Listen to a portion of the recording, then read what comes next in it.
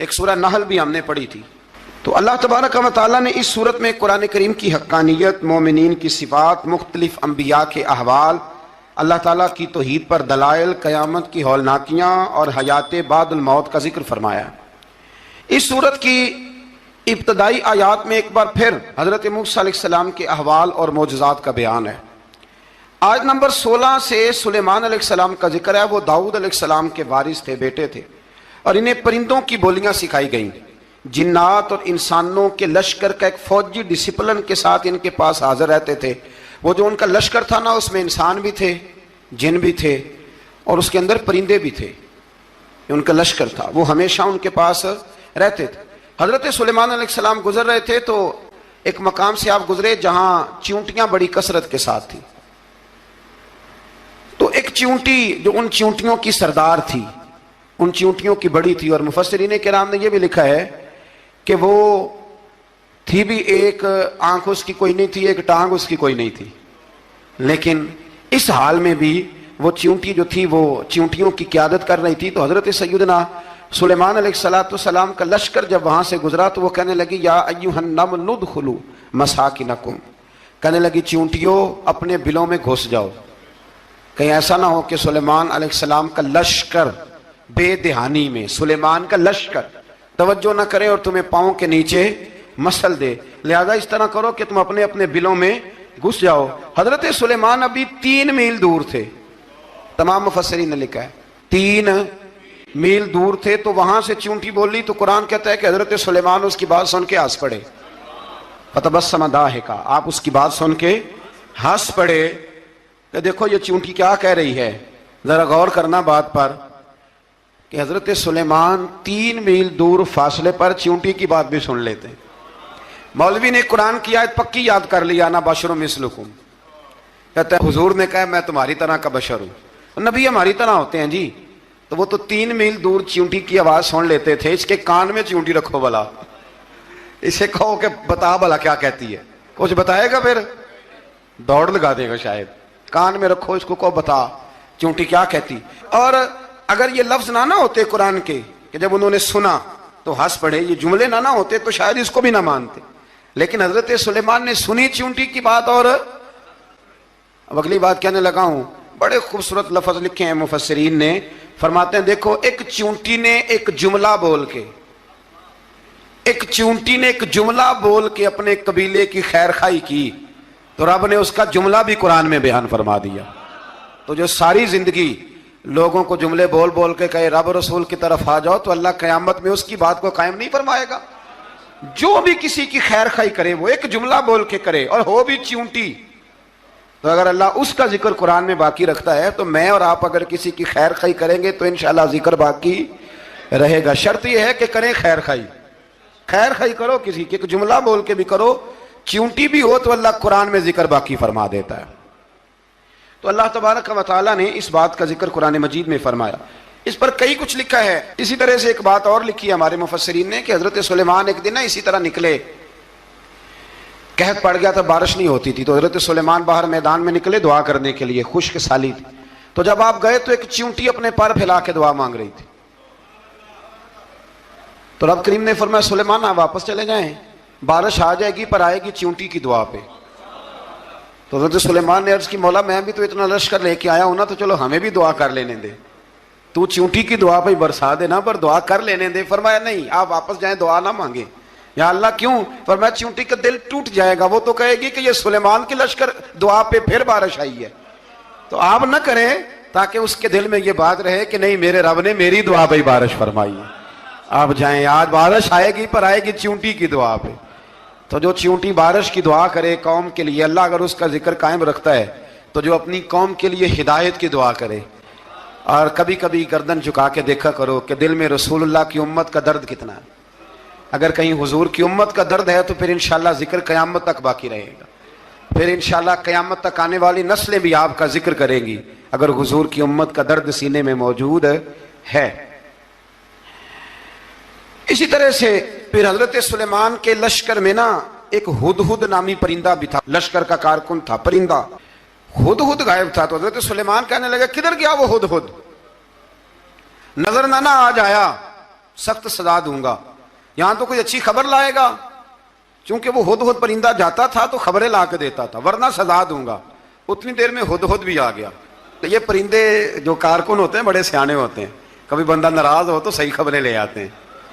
تو صحیح خبر لے کے آ گیا. آتے ہی آ کے بیٹھا تو اس نے حضرت سلیمان علیہ السلام نے کہا کہاں تھے؟ عرض کرنے لگا حضور میں ملک سبا گیا تھا, وہاں ایک عورت حکمرانی کرتی ہے, اس کا نام بلقیس ہے, بہت بڑے تخت پہ بیٹھتی ہے, 80 گز اس کا تخت لمبا ہے, 40 گز چوڑا ہے, اور شاید 80 مان کے 80 ٹن اس کا وزن ہے. تو حضور وہ سورج کو پوچھتے ہیں. تو حضرت سلیمان نے فوراً خط لکھا, فرمایا جا کے اسے میرا خط دے دو کہ یہاں تو کلمہ پڑھ کے ہماری فرما بردار بن جائے, ورنہ تیار ہو جائے.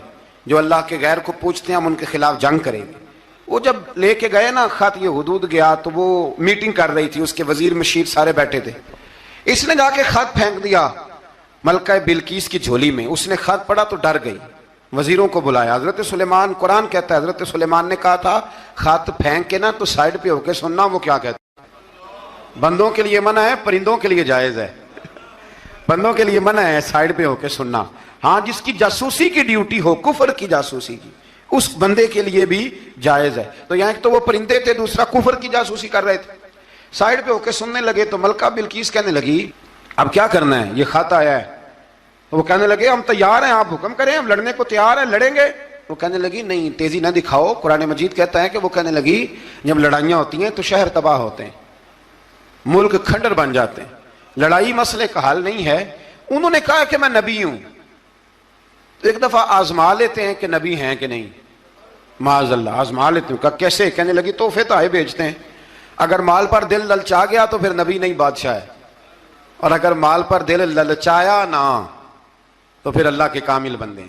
یہ فرق اس نے اس وقت بیان کیا. اس نے 500 کنیزیں, 500 غلام بڑے شاندار لباس پہنا کے, 500 گھوڑا بڑا تگڑا, اس کے اوپر مال و اسباب رکھ کے تیاری کرا کے حضرت سلیمان کی طرف بھیجا. ہدہد پہلے سے خبر لے کے آ گیا. حضور اس نے یہ پروگرام بنایا ہے. وہ جب آیا سارا کچھ تو حضرت سلیمان دیکھ کے جلال میں آ گئے, فرمانے لگے اسے جا کے کہہ دو تو مجھے کیا تحفے بھیجے گی, میرے رب نے مجھے مالا مال فرمایا ہوا ہے, انہیں مالا مال کیا میرے مالک نے. جا اسے جا کے کہہ تو کیا تحفے دے گی. جب رب دیتا ہے تو پھر کوئی کمی نہ وہ نہیں چھوڑتا. بندے کیا دے سکتے ہیں, بندے تو بیچارے 10 دیکھ کے تو 10 دن ان کی آنکھیں نہیں کھلتی. فرمایا جو اللہ نے جو دیا ہے کیا بات ہے اس کے دینے کی. تو فرمایا اسے کہو یا فرما بردار ہو کے آ جائے یا جنگ کے لیے تیار ہو جائے, ہم اسے اس کے شہر سے ذلیل کر کے نکال دیں گے. اس نے جا کے جب پیغام دیا تو اور ان لوگوں نے بھی آ کے بتایا کہ وہاں تو ہم عجیب منظر دیکھ کے آئے ہیں کہ جانور بھی ہاتھ باندھے کھڑے ہیں, وہاں تو جنات, سرکش جنات کھڑے ہیں. وہ بادشاہ نہیں, وہ نبی ہیں. وہ جو 500 غلام اور 500 کنیزیں گئی تھی, حوال سنایا آ کے. تو ملکہ بلقیس نے پھر خط لکھا کہ میں فرما بردار ہو کے آ رہی ہوں. مانا کیا ہے, میں کلمہ پڑھنے کے لیے آ رہی ہوں. تو حضرت سلیمان نے کہا اب اس طرح کرو, ذرا فرش بچھاؤ. انہوں نے فرش بچھایا اس طرح کا کہ اوپر فرش تھا, نیچے مچھلیاں تیر رہی تھیں, لگ رہا تھا دریا ہے. ڈیوٹی لگا دی, جنات نے بچھا دیا. ادھر حضرت سیدنا سلیمان فرمانے لگے اب چونکہ مان کے آ رہی ہے تو اسے اپنی نبوت کی علامتیں بھی دکھانی ہیں. اس نے تخت بڑا شاندار بنوایا تھا, اور خواتین میں جو عادتیں خواتین والی ہوتی ہیں وہ جاتی نہیں. وہ 7 کمروں میں نا پیچھے اپنا تخت رکھ کے تو 7 دروازے بند کر کے آئی. اس زمانے میں ایک رواج تھا, وہ زلیخا نے بھی 7 دروازے مکفل کے ایک رواج تھا. ایک کمرہ, پھر کمرے کے پیچھے کمرہ, پھر اس کے پیچھے کمرہ, پھر اس کے پیچھے کمرہ, اور اس کو بڑے موٹے تالے لگائے جاتے تھے. اور فلسفہ یہ تھا کہ ایک تالا توڑے گا کوئی تو جب تک سپاہی آ جائیں گے, اور اگر اس کے توڑنے تک نہ آئے تو دوسرے کے توڑنے تک آ جائیں گے, اور اس کے توڑنے تک نہ آئے تو 7ویں تک تو آ جائیں گے. یہ ان لوگوں کا نفسیاتی معاملہ تھا, سوچ تھی. 7 کمروں میں مکفل کر کے نا وہ نکلی. تو حضرت سلیمان علیہ السلام کہنے لگے بھئی مجھے اس کا تخت چاہیے اس کے آنے سے پہلے, اس کے آنے سے. اس واقعے کی کیا ضرورت تھی قرآن پاک میں, یہ کیا حاجت تھی, یہ تخت والی ساری بات قرآن نے کیوں بیان کی؟ پوچھیں آپ اپنے دل سے بھی اور انکار کرنے والے منکرین سے بھی, اس کی کیا ضرورت تھی؟ وہ جو کہتے ہیں جی ولی کی کرامت کی کیا ضرورت ہے, سیدھی نماز پڑھو, روزہ رکھو, حج کرو, زکوٰۃ دو, تو پوچھو ان سے ایک سورت نمل کے اندر اس ساری تفصیل کی کیا ضرورت تھی؟ ختم ہو گئی جب وہ کلمہ جو پڑھ رہی ہے. تو پھر اس سارے واقعے کو رب کیوں بیان فرماتا ہے؟ حضرت سیدنا سلیمان فرمانے لگے تخت چاہیے، اور چاہیے اس کے آنے سے پہلے قال عفریت من الجن، جنوں میں سے ایک بہت بڑا جن بولا، کہنے لگا حضور آپ کا یہ تخت برخاست ہونے سے پہلے لے آؤں گا۔ یہ جو آپ میٹنگ کر رہے ہیں نا، یا آپ فیصلے ختم، کچھ نے لکھا صبح سے شام تک میٹنگ ہوتی ہے اور اس کو آنے میں پتہ نہیں کتنے دن لگیں گے، تو میں یہ برخاست ہونے سے پہلے، اور کچھ نے کہا جی آپ شرط کیوں لگاتے ہیں کہ صبح سے شام تک ہوتی؟ اس جن نے کہا جی آپ 10 منٹ میں فارغ ہو جائیں، آپ فارغ ہوں گے تو تخت آ جائے گا۔ مفسرین نے لکھا ہے کہ جب قرآن کہتا ہے کہ اس نے کہا کہ آپ کے فارغ ہونے سے پہلے، تو اس کا مطلب ہے کہ جب آپ اٹھیں گے یہ جگہ خالی کر دیں گے تو تخت یہاں کیویں ہزاروں میل کا فاصلہ ہے آ جائے گا، پر ہوائی جہاز پہ کارگو کرا کے، جی DHL کے ذریعے کیسے آئے گا؟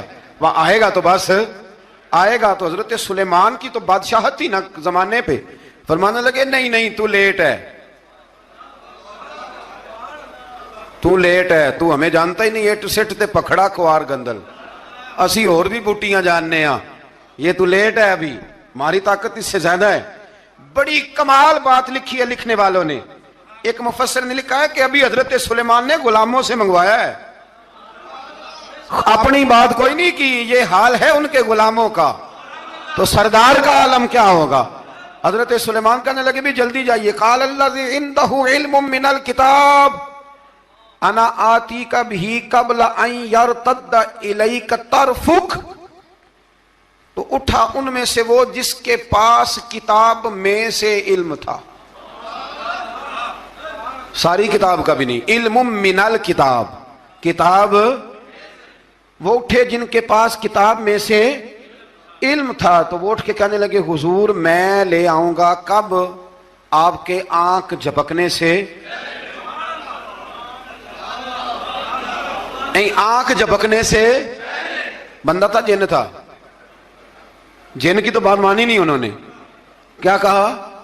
آنکھ جھپکنے سے، میں آنکھ جھپکنے سے پہلے لے آؤں گا۔ تو حضرت سلیمان کہنے لگے تو ٹھیک ہے چل لا، پھر لا، پھر آنکھ جھپکنے سے بڑے ہی نادان نہیں، پھر غصہ نہیں آتا ان پہ، پھر غصہ نہیں آتا۔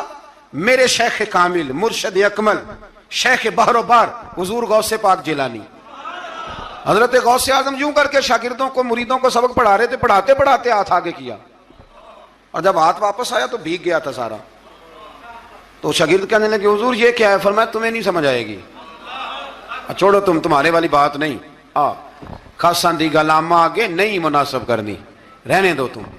کچھ وقت گزرا تو کچھ لوگ آ گئے، ابھی کلاس ختم نہیں ہوئی تھی، کپڑے بھیگے ہوئے ہو، وہ شاگرد پہلے ہی منتظر تھے، کہا تمہیں کیا ہوا؟ کہنے لگے دریا میں جا رہے تھے، اچانک ہچکولیں آنے لگے، تو ہم نے کوئی کسی بے عمل کا بازو تو نہیں نہ تھاما، ہم غوث اعظم کے ماننے والے ہیں، تو دریا میں کہا یا شیخ عبد القادر جیلانی شیئا للہ، اللہ کے راستے میں مدد کرو۔ تو کہنے لگے بس ایک ہاتھ ہی آیا ہے، اور یوں کشتی کھینچ کے باہر نکالی ہے۔ تو اب وہ شاگرد سارے چپ کر گئے، کہنے لگے جواب کیوں نہیں دیتے؟ انہوں نے کہا تم نے ہاتھ دیکھا ہے پہنچتا ہوا، اور ہم نے ہاتھ دیکھا ہے یہاں سے جاتا ہوا، تم نے پہنچتا ہوا دیکھا ہے، تو ہم نے۔ حضرت بہاؤالحق نقشبند بخاری، ان کی ایک مریدنی تھی، اوپر چبارے پہ کسی نے اس کی عزت پہ ہاتھ ڈالا، چبارے پہ اوپر والی منزل پہ، اس مریدنی نے اپنی عزت بچانے کے لیے چھلانگ لگا دی، جب وہ نیچے گر رہی تھی تو حضرت بہاؤالحق نقشبند بخاری پہنچ گئے، نیچے کوئی ایسا بندوبست کر دیا، کوئی چارپائی بچھا دی، کوئی ایسا جس پہ وہ آ کے آرام سے گری اور بچ گئی۔ حضرت صاحب کی طرف دیکھ کے کہنے لگی حضور آپ کب آئے؟ فرمانے لگے پتر جب تو چبارے سے چلی تھی تب میں بخارے سے چلا تھا، جب تو چبارے سے چلی تھی نا تب میں بخارے سے چلا تھا، اور تیرے نیچے آنے تک میں بھی پہنچ گیا ہوں۔ میں بھی مالی دا کم راکھی کرنا، پھل کچے ہون یا پکے، اے پیر مریداں دے سر تے ہی رہندا ہے، اے جھوٹے ہون یا سچے، یہ پکی غلامی کریں یا کچی کریں، پیر کی بھی مجبوری ہوتی ہے، کیا کریں، پیر مریداں دے سر تے ہی رہندا ہے، اے جھوٹے ہون یا سچے، کیا کیا جا سکتا ہے؟ لیکن نا نافرمان بیٹے کا بھی تو جائیداد میں حصہ ہوتا ہے نا، نافرمان بھی ہو تو جائیداد میں حصہ، تو چلو باپ ناراض رہے گا تو اللہ ناراض رہے گا، بات الگ ہے، پر جائیداد کا حقدار تو ہے نا، چاہے نافرمان ہی ہے۔ پیر مریداں دے सिर ते ही रहिंदा है, ये झूठे होनियां। फिर वो तख्त आ गया तो हजरत सुलेमान से पूछा ये क्या है? काला हाजा मिन फजल रब्बी। फरमाने लगे कुछ भी नहीं। हजरत सुलेमान कहने लगे ये मेरे रब का फजल है। शायद सब मुफस्सिरीन ने बड़ी बड़ी बातें की हों, पर यहाँ एक काजी सनाउल्लाह पानीपती रहमतुल्लाह अलैह का फिक्रा मैं पढ़ रहा था, बड़ा मजा आ रहा था। काजी साहब फरमाने लगे इस आयत पे, काजी साहब कहते हैं जिन पर निरा फजल था, हाजा मिन फजल रब्बी, निरा फजल, फरमाया उनकी तो इतनी ताकत है कि वो हजारों मील दूर से 80 गज लंबा 80 गज चौड़ा तख्त आंख झपकने से पहले ले आते हैं। और जिनके बारे में अल्लाह फरमाते हैं बश्शिरिल मुमिनीना बिअन्ना लहुम मिनल्लाहि फदलन कबीरा। फरमाया महबूब अपने गुलामों को खुशखबरी दे दें, बाकियों पे निरा फजल था, इन पर तो फजले कबीर है, इन पर तो बड़ा ही फजल है अल्लाह का। तो फरमाया जिन पर फजले कबीर हो, एक नहीं, इस पर मैं बड़े दलाइल दे सकता हूं, करामाते औलिया पर मैं बड़े ही दलाइल दे सकता हूं, बड़े। गौसे आजम रदी अल्लाह तआला अन्हु के पास बादशाह आया तो कहने लगा पीर तब मानूंगा जब सेब खिलाएंगे। सेब का मौसम ही नहीं था। तो हजरत साहब आते ही उसे कहने लगे अब तो मेरी विलायत को सेबों पे तो ना तोल, अब सेब खिलाए तो वली या ना खिलाए तो वली कोई नहीं, ये तो अब मेरी विलायत को सेबों पे तो ना तोल। तो हजरत साहब ने यूं हाथ उठाया तो अल्लाह ने 2 सेब अता फरमाए। तो वहां जुमला है हुजूर गौसे आजम का, फरमाने लगे अगर अल्लाह हजरत मरियम सलामुल्लाह जो बनी इसराइल की वलिया हैं, वली है ना, वो नबी तो नहीं ना, औरत नबी नहीं हो सकती। फरमाया अगर अल्लाह उन्हें बगैर मौसम के फल दे सकता है, मैं तो मोहम्मद अरबी का नौकर हूं। फरमाया अब ना 2 सेब आए थे। तो वो कहने लगा मेरे तो दिल में एक सेब था ना, तो हुजूर गौसे आजम ने ना एक सेब मुझे दिया, एक मैंने खाया तो एक गौस पाक खाने लगे। कहते हो मैंने वो मुंह में रखा, जरा तुर्श था, तो मेरे चेहरे का वो रंग देख के ना, असर देख के कि तलखी महसूस, तो गौसे आजम कहने लगे मेरे वाला खा।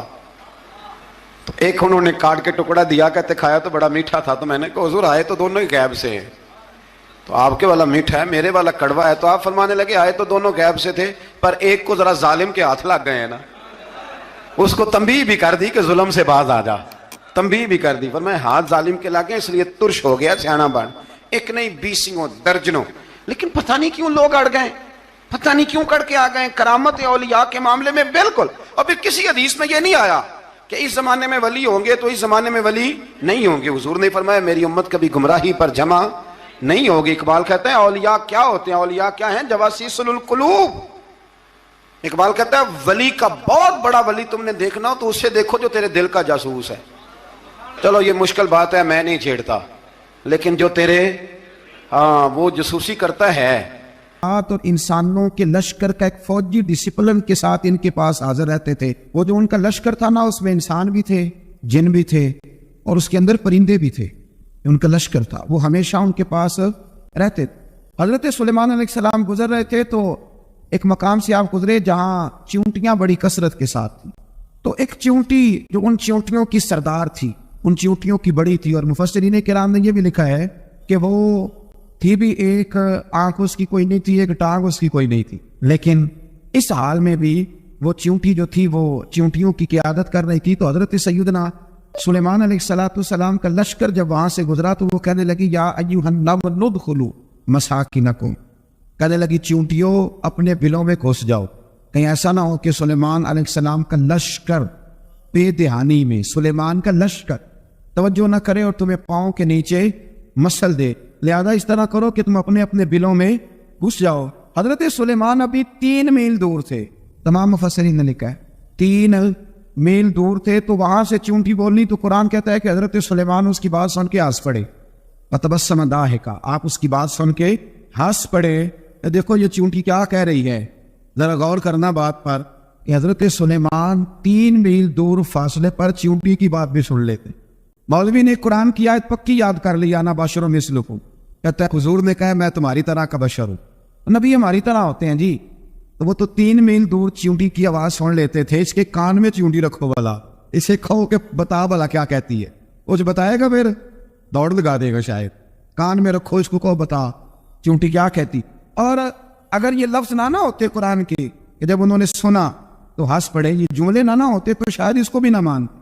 लेकिन हजरत सुलेमान ने सुनी चींटी की बात। और अब अगली बात कहने लगा हूं, बड़े खूबसूरत लफ्ज लिखे हैं मुफस्सिरीन ने, फरमाते हैं देखो एक चींटी ने एक जुमला बोल के, एक चींटी ने एक जुमला बोल के अपने कबीले की खैर खाई की।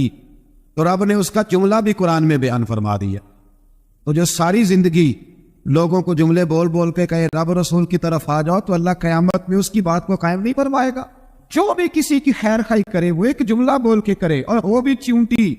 تو اگر اللہ اس کا ذکر قرآن میں باقی رکھتا ہے تو میں اور آپ اگر کسی کی خیر خائی کریں گے تو انشاءاللہ ذکر باقی رہے گا. شرط یہ ہے کہ کرے خیر خائی. خیر خائی کرو کسی کی، ایک جملہ بول کے بھی کرو، چونٹی بھی ہو تو اللہ قرآن میں ذکر باقی فرما دیتا ہے. تو اللہ تبارک و تعالیٰ نے اس بات کا ذکر قرآن مجید میں فرمایا.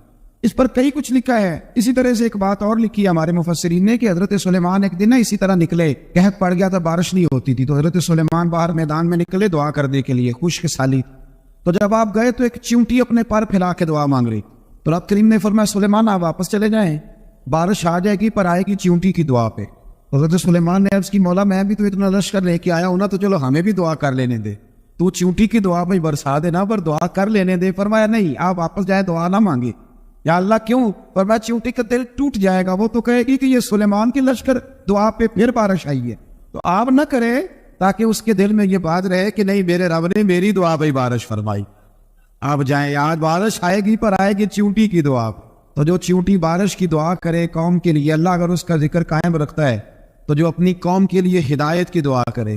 اور کبھی کبھی گردن جھکا کے دیکھا کرو کہ دل میں رسول اللہ کی امت کا درد اگر کہیں حضور کی امت کا درد ہے تو پھر انشاءاللہ ذکر قیامت تک باقی رہے. پھر انشاءاللہ قیامت تک آنے والی نسلیں بھی آپ کا ذکر کرے گی اگر حضور کی امت کا درد سینے میں موجود ہے. میرے شیخ کامل مرشد اکمل شیخ بحر و پار حضور غوث پاک جیلانی حضرت غوث اعظم یوں کر کے شاگردوں کو مریدوں کو سبق پڑھا رہے تھے، پڑھاتے پڑھاتے ہاتھ آگے کیا اور جب ہاتھ واپس آیا تو بھیگ گیا تھا سارا. تو شاگرد کہنے لگے حضور یہ کیا ہے؟ فرمایا تمہیں نہیں سمجھ آئے گی، چھوڑو تمہارے والی بات نہیں. خاصا دی گلامہ آگے نہیں مناسب کر دی، رہنے دو. تم کچھ وقت گزرا تو کچھ لوگ آ گئے، ابھی کلاس ختم نہیں ہوئی تھی، کپڑے بھیگے ہوئے ہو. وہ شاگرد پہلے منتظر تھے، کہا تمہیں کیا ہوا؟ کہنے لگے دریا میں جا رہے.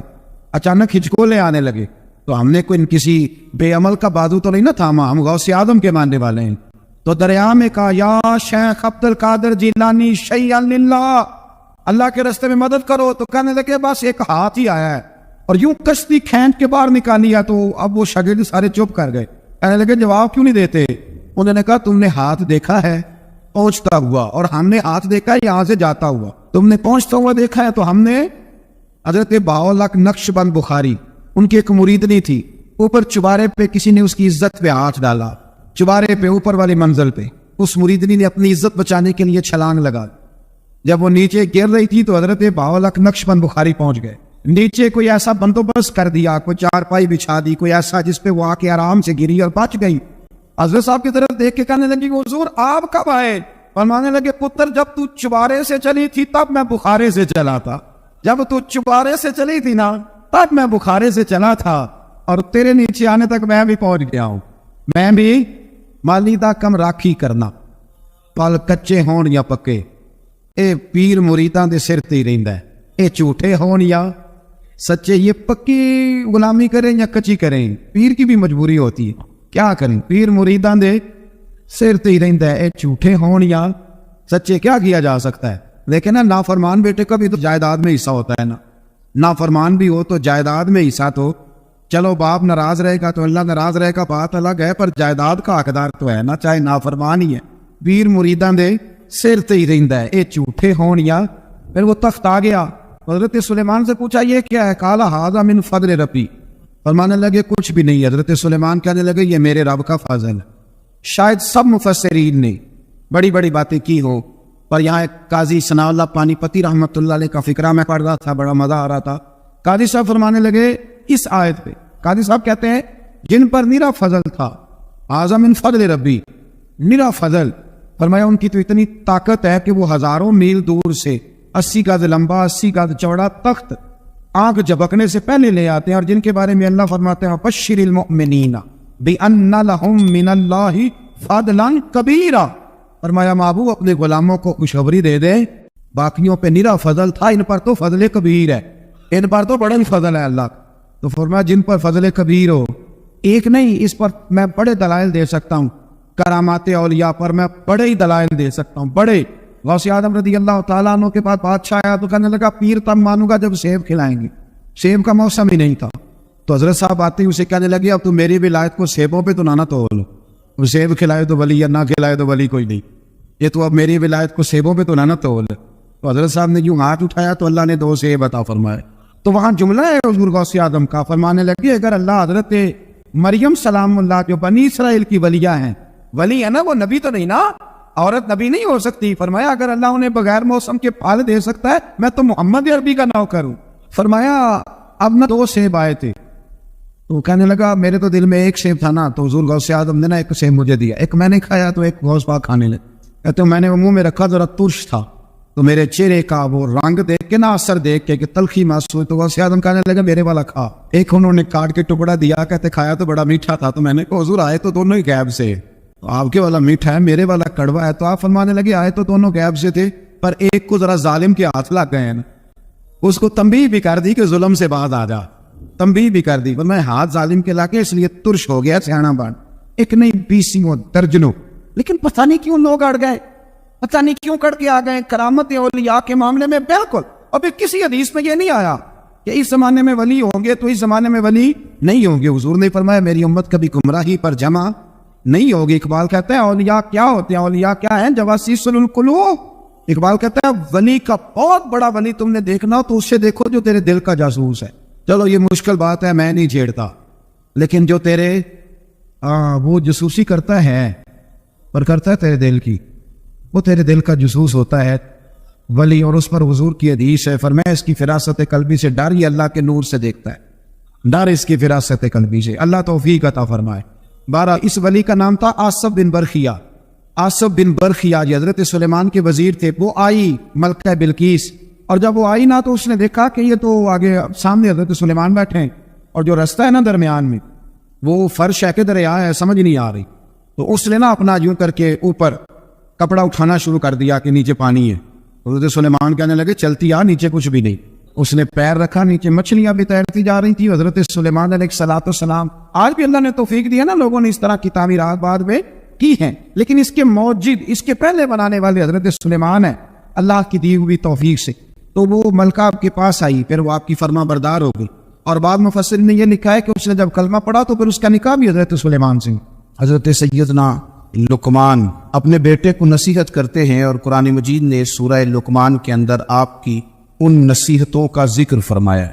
اللہ کریم نے ارشاد فرمایا کہ حضرت لقمان ان کی جو بات انہوں نے اپنے بیٹے کے ساتھ کی، فرمایا وَلَا تُصَعِّرْ خَدَّكَ لِلنَّاسِ، اے میرے بیٹے لوگوں کے ساتھ اپنے رخ کو نہ پھیرا کر، غرور کے ساتھ اپنے لب و لہجے کو پھیر نہ لیا کر لوگوں کی طرف سے، اور وَلَا تَمْشِي فِي الْأَرْضِ مَرَحًا، اور زمین پر اکڑ اکڑ کے نہ چلا کر، تکبر کے ساتھ اپنے لب و لہجے کو لوگوں سے پھیر نہ لیا کر، اور زمین پر اکڑ کے بھی نہ چلا کر۔ جناب لقمان اپنے بیٹے کو نصیحت فرما رہے ہیں، اور اللہ نے اس کا ذکر قرآن مجید میں فرمایا ہے۔ اسلام ہماری تربیت کرتا ہے ہر موقع پر، اور ہمیں اسباق پڑھاتا ہے زندگی ساری گزارنے کے لیے۔ انسان کی بات کا دوسرے پر بڑا اثر ہوتا ہے، لیکن اس کی بات کے ساتھ ساتھ اس کے لہجے کا بھی بڑا اثر ہوتا ہے۔ کھانے کا بھی بڑا اثر ہے، لیکن کھانا آپ کس برتن میں رکھ کے دے رہے ہیں اس کا بھی بڑا اثر ہے۔ آپ نے کھانا کس طرح سجایا ہے، کس جگہ کسی کو بٹھایا ہے، اس کا بھی بہت زیادہ اثر ہے۔ اسلام یہ کہتا ہے کہ آپ کا جو لب و لہجہ ہے وہ ہمیشہ اچھی اخلاق والا ہونا چاہیے۔ لہجے جو ہوتے ہیں نا، لہجے، لب و لہجہ، وہ بڑی تاثیر رکھتا ہے، بڑا اثر رکھتا ہے۔ چھوٹا سا بچہ ہوتا ہے، دودھ پیتا ہے، ابھی نونہال بچہ چھوٹا سا، ابھی اسے پتہ نہیں ہے کہ کون سی بات کا کیا معنی ہے۔ اسی بچے کے آپ نے گال پہ محبت کے ساتھ ہاتھ پھیرا تو وہ ہنس دیتا ہے، لیکن اگر آپ غصے کے ساتھ اس کی گال پہ ہاتھ لگاتے ہیں تو وہ رو دیتا ہے۔ آپ میری بات کو سمجھیں گے، ابھی اس کو لفظوں کے مفاہیم کا نہیں پتا، معانی سے ابھی وہ آگاہ نہیں ہے، معانی نہیں جانتا، پر آپ نے کس لہجے کے ساتھ اس سے پیار کیا یہ اسے پتا ہے۔ یہ جو لہجہ ہوتا ہے، لہجہ اخلاق آپ کا، یہ بڑا اثر کرتا ہے۔ آپ نے گفتگو کی، لیکن اس گفتگو میں آپ کا انداز کیا تھا، لب و لہجہ کیا تھا۔ کچھ لوگ کہتے ہیں میں نے کوئی غلط بات کی ہے، بالکل ٹھیک بات کی ہے بھئی، آپ کی بات ٹھیک تھی، پر آپ کا انداز ٹھیک نہیں تھا۔ جہاں بات ٹھیک ہونا ضروری ہے نا، وہاں انداز ٹھیک ہونا بھی بڑا ہی ضروری۔ آپ کے لہجے کا خوبصورت ہونا اور آپ کے لفظوں کا حسین ہونا بھی بڑا ہی ضروری ہے۔ अगर आप थोड़ा सा मुआशरे में गौर करें तो कुछ लोग ऐसे हैं जो तब नहीं बेचारे दुनिया में आए ही शिकवा करने के लिए, उनके लहजे से ना तुरशुरुई बरसती है, तलखी है। वो जी मैं फला आदमी के पास गया तो उसने मेरी बात नहीं सुनी, फलां शख्स से मेरी मुलाकात हुई, मैंने वक्त गुजारा पर वो बंदा ठीक नहीं निकला, फलां के साथ मैं आगे बढ़ना चाह रहा था पर मेरे मामला चल नहीं सके।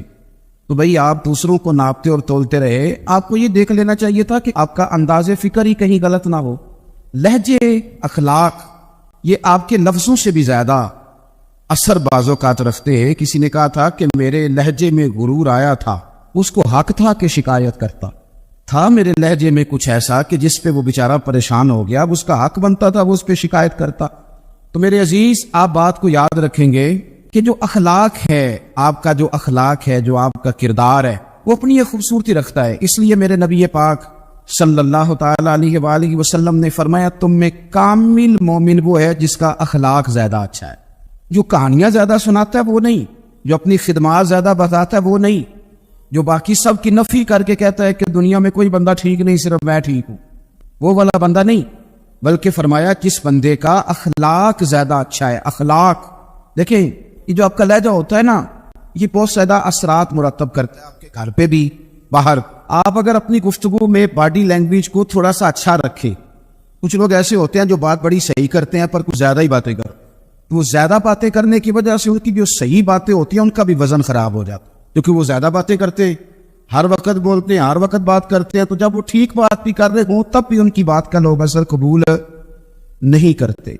लेकिन अगर उनका लहजा बावकार हो, बात वो थोड़ी करे पर जितनी करे जरा सोनी करके करे, गुफ्तगू में खुद ब खुद असर पैदा हो जाए, बात अच्छी लगे। अखलाकी रवैये अगर लोगों के ज्यादा अच्छे हो जाएं, एक तो मुस्कुराने का बिल कोई नहीं आता, इसके पैसे कोई नहीं लगते, और ये भी शुक्र है अभी तक इस पर टैक्स भी कोई नहीं, ये भी मकाम में तशक्कुर है। तो अगर आप बात करें और उसमें थोड़ी सी मिठास पैदा करनी, आप थोड़ी सी बात में ना मिठास। मेरे एक क्लास फेलो है, तो वो तकरीर कर रहे थे और मैं सुन रहा था, तो मुझे बाद में कहने लगे आप तबसरा करें मैंने कैसी तकरीर की है। ये होता है ना जी, बाज़ औक़ात दोस्त बैठते हैं बेतकल्लुफ़, तो कई दफ़ा कुछ बातें ऐसी एक दूसरे के साथ करते, तो मुझे कहने लगी आप बताएं कि मैं बात कर रहा था तो कैसी थी। तो मैंने कहा जब आप बात कर रहे थे तो मैं डर रहा था, मुझे लग रहा था कहीं आप लड़ ना पड़े। नहीं, आप इत्मीनान से बात करें, आप तसल्ली से बात करें, आप खंदा पेशानी के साथ बात करें। मेरे नबी पाक सल्लल्लाहु ताला अलैहि वसल्लम ने फरमाया, मुस्लिम शरीफ की हदीस है, हुजूर फरमाते हैं नेकी को कभी छोटा नहीं समझना, नेकी को हकीर नहीं समझना। कुछ ना हो सके तो अपने भाई से मुस्कुरा के बात ही कर लिया करो, बात करो तो तुम्हारे लहजे में तुर्श रुई ना हो। बाज़ औक़ात आप तल्ख बात करते, आपका लहजा तल्ख होता है तो आपकी सही बात भी कबूल नहीं की जाती। लेकिन अगर आपके लहजे में मुस्कुराहट हो, आपके लहजे के अंदर खूबसूरती हो, तो आपके अपने भी, आपके बेगाने भी, सब के सब आपकी बात को तसल्ली के साथ समझना वो गवारा करेंगे। इसी तरीके से हमारा दिल करता है कि लोग हमारी बात सुने, हमारे गर्विदा हों, हम जो पैगाम देना चाहते हैं वो पैगाम लोग अच्छे तरीके से कबूल करें, उस पर लोगों की तवज्जो ज़्यादा हो, ये हमारा शौक़ होता है। और दुनिया में अब तो फेमस होने का शौक़ बड़ा बढ़ गया है, अब बड़ा बढ़ गया। अब तो लोगों को ना, शायद लोग मकबूलियत इसी का नाम लेते हैं कि मेरे इतने लाइक्स हैं, इतने फॉलोवर हैं, इतने सारे लोग हैं तो शायद मैं बड़ा मकबूल हूँ। याद रखना, काबिलियत से ज़्यादा कबूलियत ज़रूरी होती है। फॉलोवर क्या करेंगे अगर रब भी राज़ी ना हुआ तो? लाइक्स क्या करेंगे? अगर तो कबूल हो जाए तो फिर चलो किसी लाइक्स का भी फ़ायदा है, किसी फॉलोवर का भी। और अगर कबूल ना हो तो फिर कोई फ़ायदा। जिन्हों प्रीतम अपना आँख ही ना, वो अजय सुहागन हो ही नहीं। तो जब वो कबूल कर ले फिर तो बड़ी बात है, और अगर कबूलियत ना हो तो फिर बड़े बड़े मजमे भी कोई फ़ायदा नहीं देते। हमारी ख्वाहिश होती है कि लोग हमें जाने, लोग हमें पहचाने, हमारा बड़ा नाम हो, हमारा बड़ा जिक्र हो, हमारे बड़े तज़किरे हो। तो मेरे नबी पाक सल्लल्लाहु ताला अलैहि वसल्लम ने इरशाद फरमाया, हज़रत अबू हुरैरा रज़ियल्लाहु ताला अन्हु रवायत करते, हुजूर फरमाने लगे, तुम माल के जरिए लोगों को अपना गर्विदा नहीं बना सकते, पैसे दे के लोगों को पीछे नहीं लगा सकते। कितने को दोगे? देखिए ना, पैसों से तो बंदे का लालच शुरू हो जाता है। एक दफा दे, फिर दूसरी दफा दे, फिर तीसरी दफा दे। रोज देंगे तो बंदा राजी होगा, और अगर आपने 99 दफा दिया, एक दफा नहीं दिया तो वह नाराज हो जाता है। तो कितना को लालच पूरा करेंगे? तो हबीब पाक अलैहिस्सलातु वस्सलाम फरमाने लगे, तुम पैसे दे के लोगों को अपना गर्विदा नहीं कर सकते। हाँ, खंदा पेशानी से हुस्न अखलाक से मिलोगे तो लोग तुम्हारे गर्विदा हो जाएंगे। तुम्हारा अखलाक, तुम्हारी खंदा पेशानी, तुम्हारा अच्छा किरदार, ये लोगों को गर्विदा कर सकता है। मालो दौलत से लोग गर्विदा नहीं होते। तो हमारा को जो रोजमर्रा का लोगों के साथ ताल्लुक है, लबो लहजा है, मैंने देखा है बहुत सारे लोग ऐसे हैं जिनके साथ लोग आना जाना, मिलना बैठना आहिस्ता आहिस्ता छोड़ देते। और वो किस लिए छोड़ देते हैं? वो उनके रवैये की वजह से छोड़ देते, उनके अंदाजे फिक्र की वजह से छोड़ देते, उनके शिकवों की वजह से छोड़ देते। मिजाज होते हैं ना हमारा कि हमें शौक होता है ताल्लुक ज्यादा लोगों के साथ हो, और फिर ये भी शर्त होती है कि मैं जिसके पास जाऊं वो मुझे यही कहे कि तू मेरे साथ ही प्यार कर। एक साहब मुझसे कहने लगे कि ये मैं महफिल कराता हूं, आप भी तशरीफ लाएं, और मैं 20 उलमा को बुला चुका हूं और बड़े बड़े नामवर नाम उन्होंने मेरे सामने लिए। मैंने उनसे पूछा कि जो नाम आपने लिए और आपकी तस्वीरें भी साथ हैं, मैं अल्हम्दुलिल्लाह तस्लीम कर गया हूँ आपकी बात को, लेकिन सवाल मेरा ये था कि क्या आप नमाज भी पढ़ते हैं? 21 उलमा को आपने बुलाया या 20 को बुलाया और बड़े बड़ों को बुलाया, और मुझे भी आप दावत पेश कर रहे हैं, तो नमाजी भी आप हैं, नमाजी भी हैं। कहने लगे ये आप दुआ करें मैं नमाज पढ़ना शुरू कर। मैंने उनसे कहा खुदा के बंदे, अब अगर तू किसी और को बताएगा कि 20 इतने इतने बड़े लोगों से मेरा ताल्लुक और पढ़ता मैं नमाज भी नहीं, तो लोग क्या सोचेंगे कि 21 मौलवी मिल के भी एक बंदे को नमाजी नहीं बना सके। तो आप अपने लबो लहजे से सिर्फ बातों से गर्विदा किसी को कर लेंगे। आप ये देखिए कि अखलाक किस तरह का है, लहजा किस तरह का है, आपकी बात करने का अंदाज कितना हसीन है, उस लफ्ज के अंदर हुस्न कितना ज्यादा है। नबी पाक सल्लल्लाहु अलैहि वसल्लम भी तबलीग फरमाते, हम भी तबलीग करते। मैं और आप जब तबलीग करते हैं तो उस तबलीग के अंदर शिकवा होता है और तनकीद होती है, और बाज़ जगह मैंने ये भी देखा है कि तंज होता है, तंज। हम दूसरे को दे दीन की दावत रहे हैं, लेकिन हमारे लबो लहजे से तंज और तुशरुई छलकती है।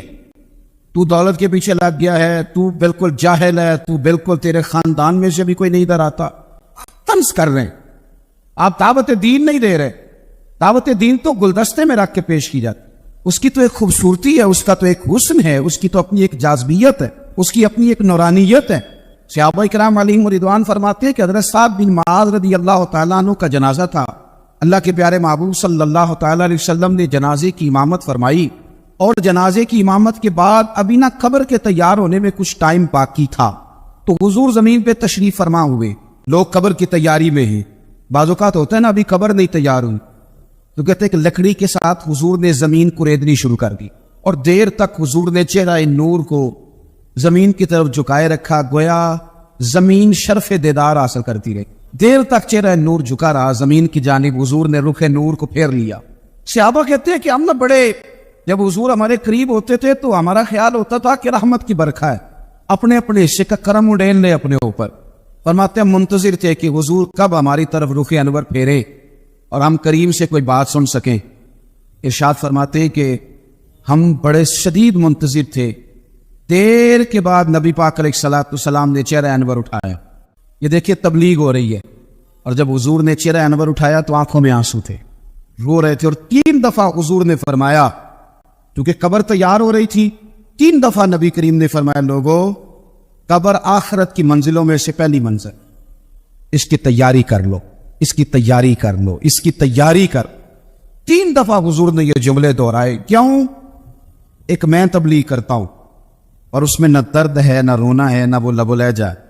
एक हुजूर दावत दे रहे हैं कब्र की तैयारी की, लेकिन उसमें आंसू है, उसमें खास रगबत है गुलामों के। तो अपनी जिंदगी के अंदर जो हमारा अंदाज़े तकल्लुम है, हमारा अंदाज़े गुफ्तगू है, मैं कहा करता हूं कि हम ना दीन के लिए जब कलाम कर रहे होते हैं तो शिद्दत होती है हमारे जुमलों के अंदर।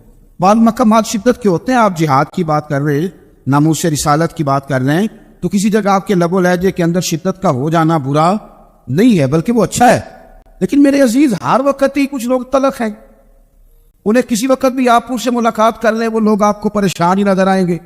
हजरत सैयदना अब्दुल्लाह इब्न अमर रज़ियल्लाहु ताला अन्हु रवायत करते कि नबी पाक सल्लल्लाहु ताला अलैहि वसल्लम ने इरशाद फरमाया कि जन्नत में ऐसे भी कमरे होंगे, जन्नत में कुछ ऐसे कमरे, कुछ ऐसे मकानात भी होंगे कि बाहर खड़े होंगे तो अंदर नजर आएगा, और अंदर खड़े होंगे तो बाहर नजर आएगा।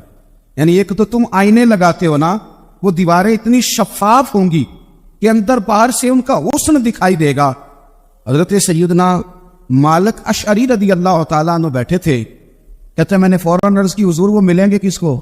وہ جو اتنے حسین گھر ہوں گے کہ دیواریں ہی شیشے کی محسوس ہوں گی، اندر باہر سے حسن کے جلوے دکھائی دیں گے، حضور وہ ملیں گے کسے؟ اللہ کے پیارے محبوب علیہ السلام نے فرمایا وہ اس کو ملیں گے جو گفتگو اچھی کرے گا، جو گفتگو اچھی کرے گا، لب و لہجہ اخلاق والا ہو، گفتگو اچھی کرے گا، لوگوں کو کھانا کھلائے گا، اور جب لوگ سو رہے ہوں گے تو وہ اٹھ کے اپنے رب کی عبادت کرے گا۔ اس شخص کو وہ مکانات ملیں گے جن کی دیواریں آئینے کی مانند ہوں گی، جن کا حسن تازہ ہو، جن کو اللہ تبارک و تعالیٰ نے اپنے فضل سے مزین کیا ہوگا، سنوارا ہو۔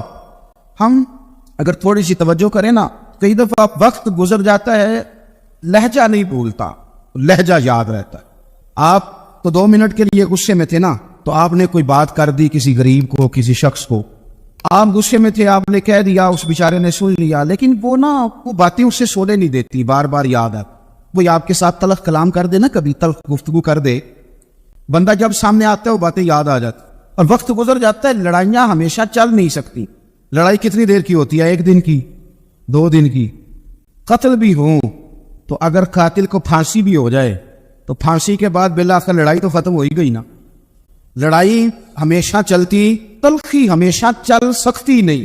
تلخی روٹین میں چلنے والا سکہ، کوئی سکے روٹین میں چلتے وقتی ہوتے، یہ جو غصے کا لب و لہجہ ہے، تلخی کا سکہ، یہ بھائی روٹین میں نہیں چلتا، اس نے ایک نہ ایک دن ختم ہو جانا ہے۔ روٹین میں پیار ہی چلتا ہے۔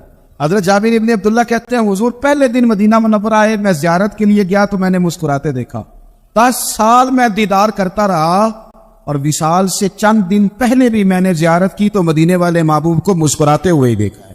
یہ جو آپ کا لب و لہجہ ہے نا، اخلاق والا، حسن والا، مسکرانے والا، یہ لب و لہجہ نا ذرا لمبا چلتا ہے، یہ روٹین ہے، یہ روز چلے گا۔ یہ سکہ وہ ہے جو رائج الوقت رہتا ہے، یہ کبھی بھی ختم ہونے والا یہ خزانہ ہے۔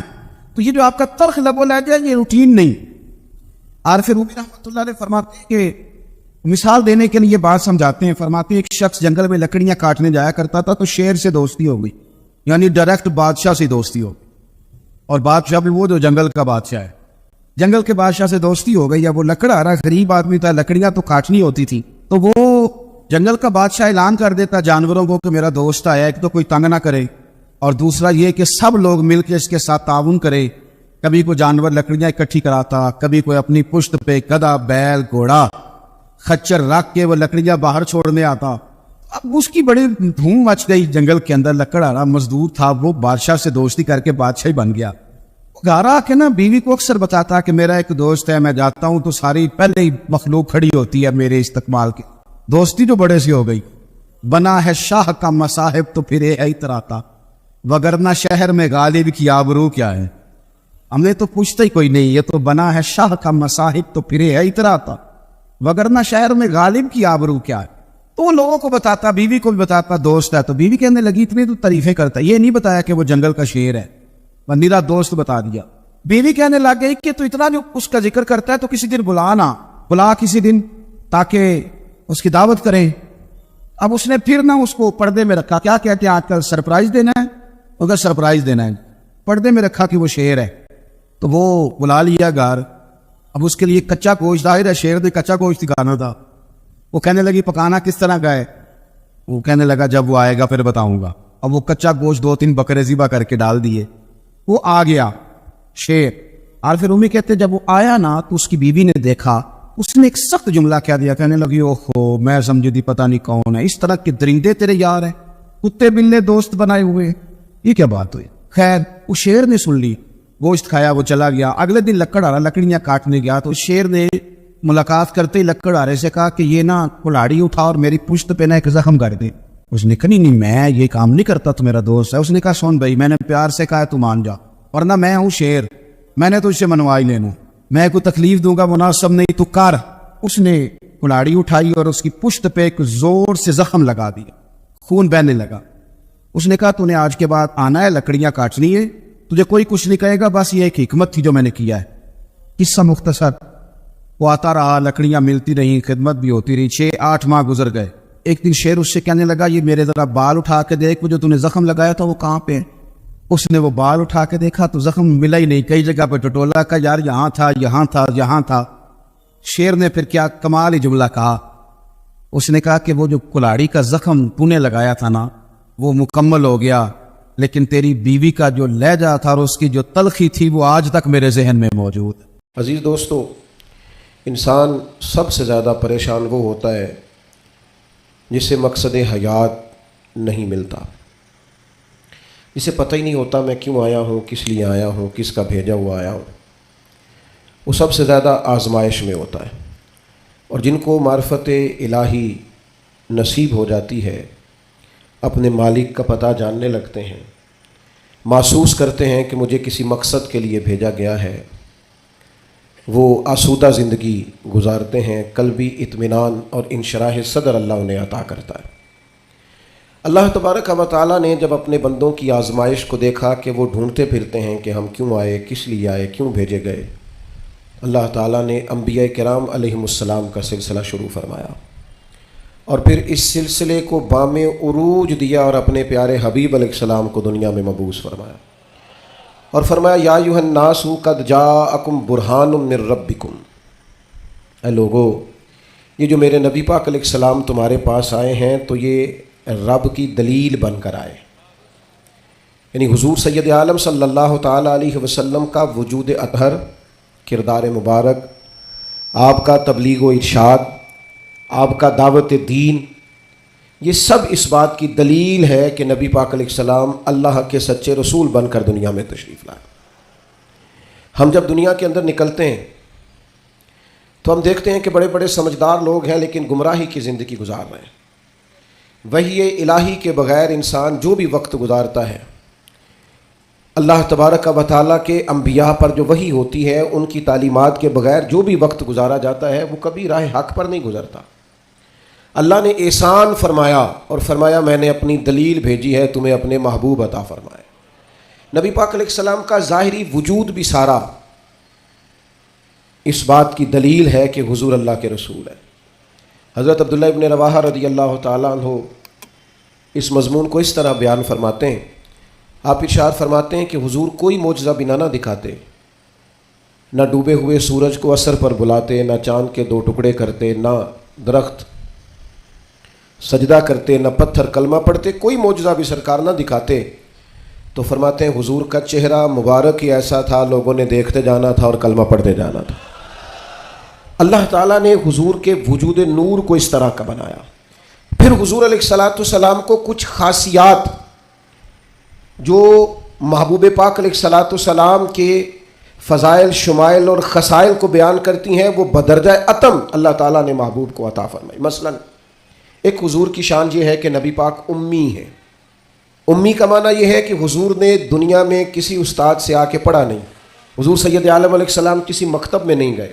آپ کبھی ان لوگوں سے ملاقات کریں جو دنیا میں جنہوں نے پڑھا لکھا نہیں، وہ بڑے سیانے بھی ہوں نا کبھی اور بڑے معاملہ فہم بھی ہوں، تو پھر بھی اپنے جملوں اور اپنے لفظوں پر اس طرح کنٹرول نہیں کر پاتے جو ایک پڑھا لکھا آدمی کر سکتا ہے۔ نبی پاک علیہ السلام امی ہیں، سرکار نے دنیا کے کسی استاد سے نہیں پڑھا، لیکن یہ دلیل ہے نا میرے نبی کے سچا رسول ہونے کی کہ حضور نے علم و حکمت کے وہ موتی عطا فرمائے ہیں کہ دنیا حیران رہ گئی۔ یعلمہم الکتاب والحکمہ، اللہ فرماتا ہے یہ تمہیں کتاب بھی سکھائیں گے اور دانائی بھی سکھائیں گے، جو فلسفیوں سے کھل نہ سکا اور نکتہ وروں سے حل نہ ہوا، وہ راز ایک طیبہ والے نے بتلا دیا چند اشاروں میں۔ حضور علیہ السلام دانائی، حکمت، تدبر، فہم و فراست۔ آپ سرکار کا کوئی ایک فرمان پڑھ لیں، حضور کی کوئی ایک حدیث پاک آپ لے لیں، اس کی معنویت میں اتریں، اس کی گہرائی اور گہرائی کو آپ دیکھیں، آپ حیران ہو جائیں گے۔ صدیوں کے ادیب، شاعر، حکماء وہ اپنا سارا کلام لا کے وہاں قربان کر دیں تو گرد راہ تک نہیں پہنچ سکتے۔ جو تدبر اللہ تعالیٰ نے نبی پاک علیہ السلام کو عطا فرمایا، آپ غور کریں، حضور مدینہ طیبہ تشریف لائے۔ اب پیار کرنے والا ہر آدمی ہی قابل اکرام ہوتا ہے، محبتوں کا خراج ہمیشہ انسان کو قرضدار رکھتا ہے۔ میرے جیسے چھوٹے آدمی سے جب لوگ پیار کرتے ہیں تو اپنی گردن جھکی ہوئی نظر آتی ہے کہ بوجھ زیادہ ہے، اس قابل نہیں ہے جتنی محبتوں کا سامنا ہے۔ تو اب سب محبت کرنے والوں کی دل جوئی کرنا، ان کے معیار پر پورا اترنا، ان کے معاملات کو دیکھنا، یہ آسان کام نہیں ہوتا. کسی درویش نے کہا تھا میں دوست تھوڑے بناتا ہوں، اس لیے کہ دوست زیادہ ہوں تو حقوق بھی زیادہ ہوتے ہیں، تو میں اتنی وسعت نہیں رکھتا کہ میں سب کے حق ادا کر سکوں. نبی پاک علیہ السلام مدینہ طیبہ تشریف لائے تو ہر آدمی کی خواہش ہے حضور میرے گھر آئے، حضور میرے گھر آئے. اور جو بھی وہاں عرض گزار ہے اور پیغام دے رہا ہے، سب کے سینے بھی کھلے ہوئے ہیں، دل بھی کھلے ہوئے ہیں، آنکھیں پلکیں فرش راہ کیے ہوئے، ہر آدمی منتظر ہے کہ محبوب میرے گھر میں آ، بڑا امتحان ہے. کس طرح کر کے سب کی چاہتوں کا جواب دیا جائے؟ تو یہ ذرا دیکھیے اس امی لاقبی محبوب کی حکمت اور دانائی. محبوب فرمانے لگے بھی میری جو اونٹنی ہے نا یہ معمور من اللہ ہے، میں گویا خود نہیں فیصلہ کرتا میں نے کہاں جانا ہے، جہاں اونٹنی بیٹھ جائے گی میں مہمان بن جاؤں گا. انداز دیکھیے، نبی پاک علیہ الصلوۃ والسلام نے نا اونٹنی کی لگامیں اس کی گردن پر ڈال دیں. اب وہ اونٹنی چلتی جا رہی ہے، تھوڑی آگے جا کے ایک جگہ پہ وہ بیٹھ گئی، لیکن اس کے بیٹھتے ہی حضور اترے نہیں، محبوب بیٹھے رہے. ابھی سرکار کی اونٹنی پوری طرح بیٹھی نہیں تھی، پھر اٹھ کے کھڑی ہو گئی، اور تھوڑا سا آگے چلنے کے بعد حضرت ابو ایوب انصاری کے دروازے کے سامنے بیٹھ گئی. اور وہ اس طرح بیٹھی کہ اس طرح جم کے بیٹھی کہ اس نے اپنی گردن بھی بچھا دی. جب اطمینان سے اونٹنی بیٹھ گئی، نبی کریم اترے، جناب ابو ایوب انصاری رضی اللہ تعالیٰ عنہ کے گھر میں جلوہ فراز ہوئے. یہ وہ دانائی تھی میرے کریم محبوب کی، وہ حکمت تھی کہ کسی محبت کرنے والے کو اعتراض کیا ہونا تھا، سب کا قربان ہونے کو دل کر رہا تھا. ہمارے ہاں تو 4 بچے ہوتے ہیں اور ہم کسی ایسی دانائی کا مظاہرہ نہیں کرتے کہ ان کے اندر برابری کر سکیں. ہم اس سمجھ بوجھ کا لحاظ ہی نہیں کرتے. ہمارے ایک استاد تھے تو وہ اکثر کہا کرتے تھے، جن کو پڑھانے کی ڈیوٹی لگاتے ان سے کہا کرتے تھے کسی طالب علم سے چڑ نہ جانا، اسکول کے، کالج کے، مدرسے کے کسی بچے سے چڑ نہ جانا. تم اگر کسی سے چڑ گئے تو اس کا مستقبل خراب ہو جائے گا، اس لیے کہ تم ذاتی اناد پال لو گے. بچہ بڑا لائق ہے لیکن تمہارا فرما بردار نہیں، تم چڑ گئے ہو، تم بات بات پہ ڈانٹتے ہو، بالآخر وہ ساری تباہی ہو گئی، بدگمان ہو گیا.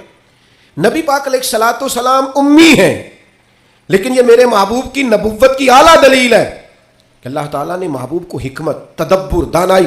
ہم دانا نہیں ہوتے، شعور نہیں رکھتے، فہم و فراست کا.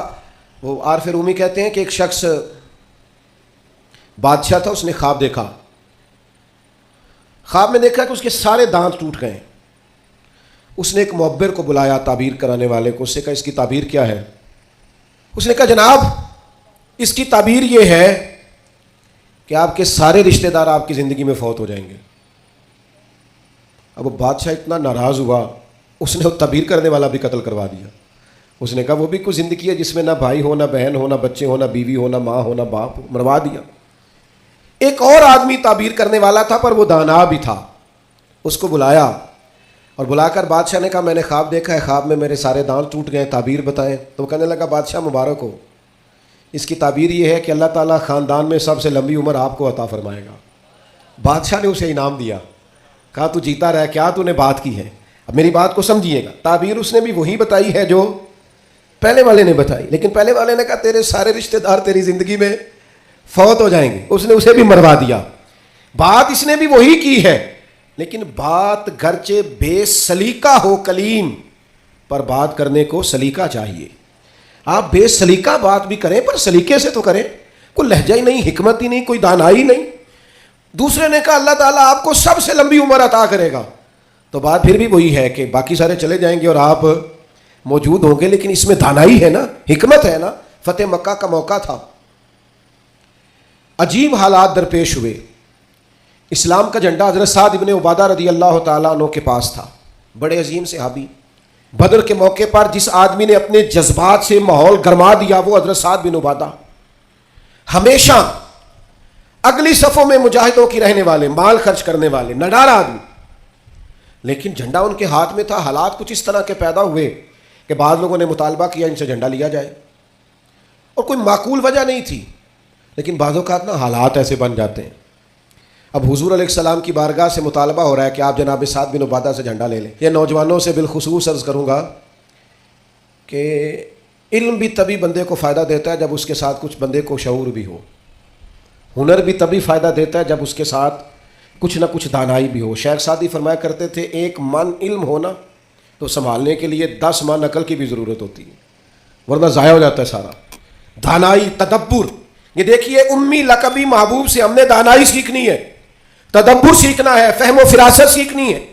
زندگی میں شعور کس کو کہتے ہیں, یہ حضور ہمیں سکھائیں گے. کہ جناب حضرت سعد بن عبادہ کو اتارنا ہے. اب بڑے بڑے دانا صحابہ کہہ رہے تھے یا رسول اللہ کوئی ایسی بات نہیں ہے, حالات اس طرح کے ہیں, کیسے یہ فیصلہ کریں گے؟ تو حضور نے فرمایا کوئی مشکل نہیں, اتار دیتے ہیں, بدل دیتے ہیں, ان سے منصب لے لیتے ہیں. یا رسول اللہ یہ آسان نہیں ہے, کیسے؟ فرمایا ابھی دیکھنا تم, یہ اللہ تعالیٰ نے میرے محبوب کو حکمت کی خزانوں کی کنجیاں عطا فرمائی. نبی کریم علیہ السلام نے فرمایا سعد بن عبادہ جھنڈا دے دیں آپ واپس, اب آپ لشکر کے علم بردار نہیں رہے. انہوں نے بوجھل ہاتھوں سے جھنڈا تھما ہوا تھا, پریشان تھے کہ کوئی ایسی بات نہیں. جب حضور نے کہا دیں, وہ غلام تھے, سانو قید سجن دا گہنا ہے, وہ جینج رکھے ایسا اونج رہنا ہے. انہوں نے اسی وقت جھنڈا تھما دیا, خوش ہو کے تھما دیا.